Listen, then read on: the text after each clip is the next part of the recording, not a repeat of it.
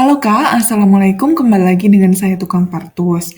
Nah, di video kali ini saya akan membahas mengenai pemberian imunisasi rutin anak sekolah atau apa? Imunisasi rutin anak sekolah itu biasa dikatakan BIAS atau bulan imunisasi anak sekolah dan TTWUS. Jadi hubungannya dengan TTWUS itu seperti apa? Atau TT wanita usia subur. Kira-kira ada apa dengan TTWUS ini ya Kak ya? Baik, kita langsung simak ya.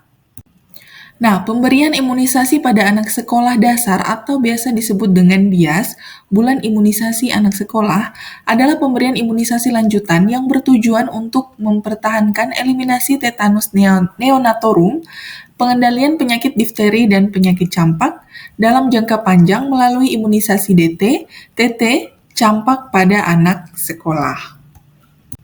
Nah, mengapa sih pemerintah itu menyelenggarakan BIAS? Karena imunisasi yang telah diperoleh pada waktu bayi itu belum cukup untuk melindungi kekebalan terhadap penyakit PD3I atau penyakit yang dapat dicegah dengan imunisasi sampai usia anak sekolah. Maka sejak anak mulai memasuki usia sekolah dasar, itu terjadi penurunan terhadap tingkat kekebalan yang diperoleh saat imunisasi ketika bayi. Nah, pada saat kita imunisasi bayi, terus kita udah mulai masuk SD kan, pasti akan ada penurunan tingkat kekebalan tubuh atau kekebalan imun. Makanya pemerintah itu menyelenggarakan imunisasi ulangan pada anak usia sekolah dasar atau sederajat seperti Madrasah Ibtidaiyah atau SDLB pada kelas 1, 2, dan 3 yang pelaksanaannya itu serentak di Indonesia dengan nama Bulan Imunisasi Anak Sekolah atau BIAS. Oke. Nah, ini dia waktu pelaksanaannya ya Kak ya. Dengan sasaran kelas 1 SD, imunisasinya yaitu campak dan DT. Kemudian waktu pelaksanaannya itu pada bulan Agustus dan November. Kemudian kelas 2 SD itu imunisasi TD di bulan November. Kemudian kelas 3 SD itu imunisasi TD di bulan November juga. Nah, ini saya jabarkan jadwal pemberian imunisasi dimulai dari imunisasi dasar yang kita dapat pada saat bayi ya Kak ya. Di mana yang pertama itu bayi yang usianya 2, 3, 4 bulan itu mendapatkan DPT HIV atau HIV 1, 2, 3. Jadi statusnya itu T2 dengan proteksi 3 tahun. Kemudian Baduta usia 18 tahun itu mendapatkan DPT HB HIB 4, statusnya T3 dengan proteksi 5 tahun. Kemudian anak kelas 1 SD atau usia 7 tahun, jika anak tidak sekolah mendapatkan DT, itu statusnya adalah T4 dengan proteksi 10 tahun. Kemudian anak kelas 2 SD atau usia 8 tahun, jika anak tidak sekolah mendapatkan TD atau status T5 dengan proteksi itu 25 tahun. Nah, kemudian anak kelas 5 SD atau usia 11 tahun, jika anak tidak sekolah itu mendapatkan TD itu atau statusnya T5. Oh ya Kak, sekedar info untuk pemberian atau jadwal pemberian imunisasi ini informasinya atau materinya, literasinya itu saya dapat sesuai dengan pedoman buku saku imunisasi TT pada WUS tahun 2023 yang sedang disosialisasikan di wilayah saya ya Kak ya. Jadi ada sosialisasi terbaru untuk TTWUS itu sendiri di wilayah saya tahun 2023 ini. Oke, kita lanjut. Nah, bagaimana dengan TTWUS ini sendiri? Kita harus tahu dulu apa sih TTWUS? TTWUS itu adalah suntik tetanus toxoid yang diberikan pada saat wanita usia subur, entah itu sebelum hamil atau calon pengantin atau pada saat ibu hamil, ya. Nah, sebelum kita melakukan imunisasi TT ini, baik pada catin atau kita sudah dewasa lah seperti itu, atau pada ibu hamil, kita harus melakukan terlebih dahulu penapisan statusnya, penapisan status T-nya. Gunanya apa?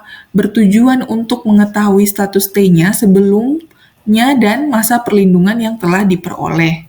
Dan kemudian sebagai dasar untuk pemberian imunisasi tetanus selanjutnya. Nah, ini dia untuk langkah screening atau langkah penapisannya ya, Kak. Yang pertama kita harus lihat dulu, periksa catatan riwayat imunisasi tetanus pada wanita usia subur melalui kartu imunisasi, buku KIA, kohort, ataupun register imunisasi lainnya. Nah, dilihat tuh kalau misalnya dia masih ada, ya nggak tahu masih ada atau nggak buku catatan ininya apa, catatan imunisasinya. Ataupun dia mungkin udah lupa di SD itu udah pernah dikasih atau belum.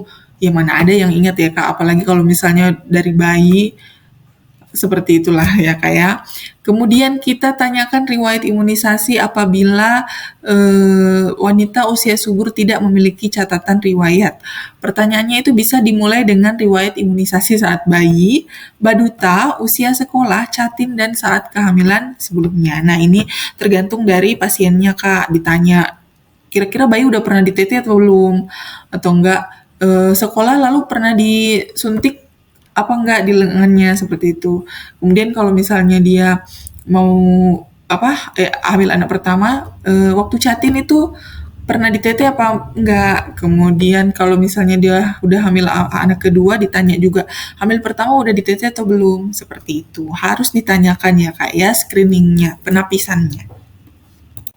Nah, kemudian untuk langkah ketiga ini kita tentukan status T-nya pada wanita usia subur berdasarkan poin 1 dan 2. Bagi WUS yang tidak mengetahui riwayat imunisasi tetanus, maka dianggap statusnya itu adalah T0.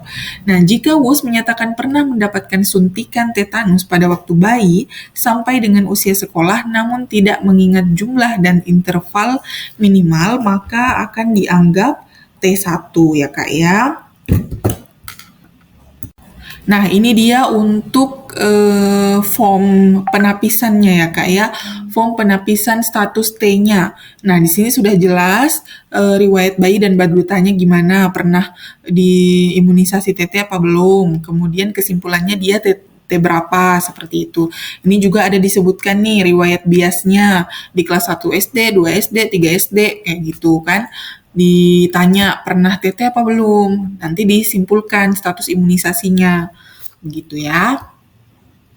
Nah, kemudian ini untuk calon pengantin, dosis pertama udah dikasih apa belum, dosis kedua udah dikasih apa belum, seperti itu. Kemudian saat hamil, waktu hamil anak pertama dikasih TT apa belum, hamil kedua dikasih apa belum, kayak gitu ya Kak ya. Kemudian penentuan status imunisasi berdasarkan total imunisasi T yang sudah didapatkan sesuai dengan interval minimal. Nah, di sini keterangannya ya Kak ya, untuk program BIAS sendiri yang kelas 1, 2, dan 5 ini mulai dilaksanakan tahun 2017. Sebelumnya karena sebelumnya sasaran program BIAS itu untuk kelas 1, 2, dan kelas 3. Jadi mulai 2017 itu sasarannya itu jadi untuk kelas 1, 2, dan 5. Tetapi sebelum 2017 itu sasarannya kelas 1, 2, dan kelas 3. Gitu ya. Nah, bagaimana intervensi dari hasil penapisan? Nah, imunisasi tetanus diberikan berdasarkan hasil penapisan dengan memperhatikan interval minimal pemberian, yaitu T1, kemudian T2 itu diberikan 4 minggu setelah T1 dengan masa perlindungan 3 tahun. Kemudian T3, 6 bulan setelah T2, masa perlindungan 5 tahun. T4 itu interval pemberian 1 tahun setelah T3 dengan masa perlindungan 10 tahun. T5, 1 tahun setelah T4 dengan masa perlindungan lebih dari 25 tahun. Nah, jika pada ibu hamil yang tidak diketahui riwayat imunisasinya, maka harus diberikan 2 dosis. Imunisasi tetanus dengan interval minimal 1 bulan, di mana suntikan kedua diberikan paling lambat 2 minggu sebelum waktu perkiraan persalinan. Nah, kalau misalnya dia udah mendekati persalinan ya Kak ya, harus diberikan itu paling lambat 2 minggu sebelum persalinan. Jadi kita harus tahu betul-betul harus tahu riwayat pemberian imunisasi TT-nya. Nah, dari materi yang saya jabarkan tadi ya Kak, jadi kita bisa ambil kesimpulan, sebelum dilakukan imunisasi, dilakukan dulu penentuan status imunisasi atau screening atau penapisan terlebih dahulu, terutama saat melakukan pelayanan antenatal. Pemberian imunisasi TD tidak perlu diberikan apabila status T-nya itu sudah mencapai T5 dan harus dibuktikan dengan buku KIA, kohort, atau RM. Jadi entah dia buku KIA atau kohortnya dari usia berapa atau ada atau enggak, itu harus ada buktinya. Tapi kalau misalnya ibunya itu lupa, itu harus diberikan 2 dosis. Kemudian pelaksanaan dikoordinasikan dengan pembina UKS. Ini untuk bias ya Kak, bias di sekolah. Nah, pada anak yang tidak sekolah, pada pelaksanaan bias agar diajak ke puskesmas terdekat untuk dilakukan imunisasi. Sedangkan untuk anak yang sakit, pemberian bisa ditunda jika sudah sembuh, kemudian diajak ke puskesmas untuk dilakukan imunisasi. Jadi kesimpulannya itu tetap diperhatikan daripada saat bayi itu sendiri ya Kak ya. Seperti itu. Sebenarnya kalau misalnya di soal itu kakak nggak perlu ribet pertanyaan gimana ya. Pokoknya kalau kemarin soal yang muncul itu hanya ditanya misalnya dari TT3 atau TT5 itu interval pemberiannya berapa. Kemudian TT5 itu masa perlindungannya berapa tahun. Seperti itu anunya apa namanya pertanyaannya seperti itu ya Kak ya. Jadi mudah-mudahan kakak nggak bingung dengan adanya TT-TT ini, TT-TT ini. Entah dia dari bias atau dari bayi itu tetap dihitung ya Kak ya, seperti penjelasan yang saya berikan. Oh iya, saya ingatkan lagi, saya perjelas lagi, ini literasi saya dapat sesuai dengan pedoman TT wanita usia subur tahun 2023 yang sedang disosialisasikan di wilayah saya. Oke. Oke Kak, terima kasih sudah menyimak video saya. Semoga Kakak paham dan semoga materi ini bisa bermanfaat untuk kakak-kakak sekalian. Jangan lupa di like, komen, dan subscribe YouTube saya ya Kak ya. Terima kasih. Assalamualaikum.